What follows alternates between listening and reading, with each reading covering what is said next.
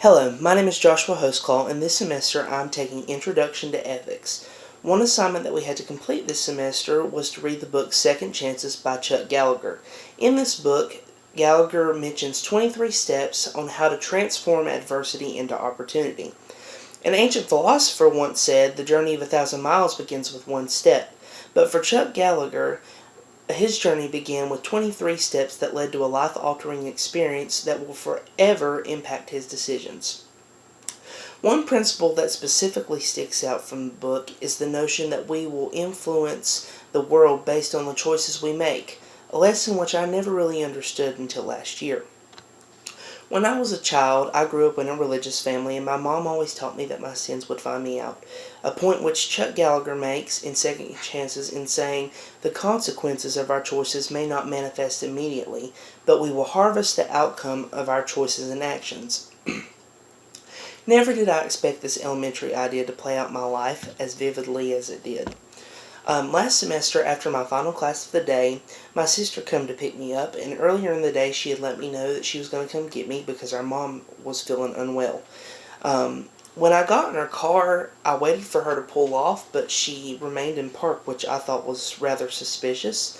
And after a couple moments of hesitating, she looked at me and told me that our dad had been placed on administrative leave that day. And with surprise, I looked at her like, "What for?" Because I never expected my dad to be on administrative leave. He had spent 32 years in the fire service and was chief of the Mountain View Fire Department for 11 years. He was actually consumed with his job. Honestly, he spent more time with the department than with our family.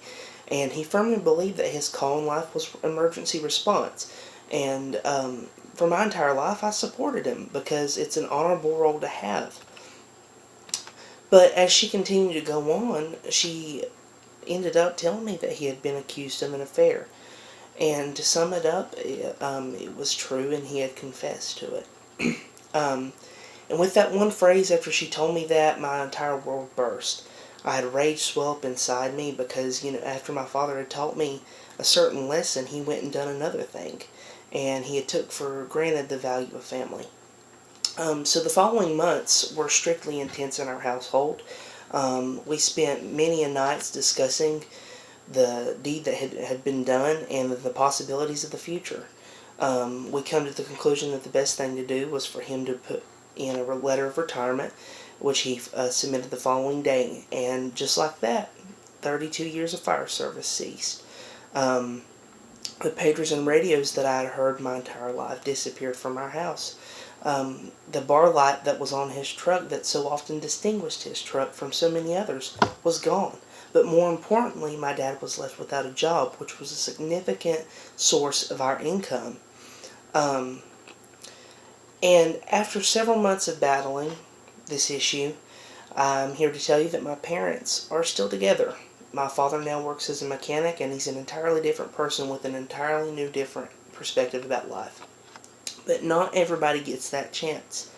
The idea that our choices influence the world is most important to me because I have lived the negative consequences of poor ethical judgment. And even though this experience molded my family for the better, we endured a lot of suffering to reach the stage we're in today.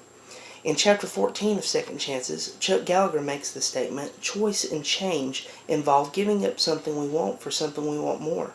For my father, that meant that he had to surrender his ideal career. And even though he never served time in prison, we as a family served time in prison of self-infliction that was of worry and betrayal. And I've come to the realization that a moment of pleasure is never worth the consequences and potential losses that stem from poor decisions. Since this has happened in my life, I've been more cautious with my decisions, and because I know now that my decisions not only affect me, but those I consider most precious, which will be important in my career in law, because I will solely be responsible for the ethical quality of my legislative initiatives.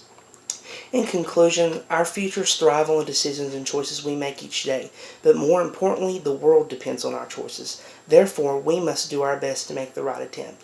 That is my story of second chances.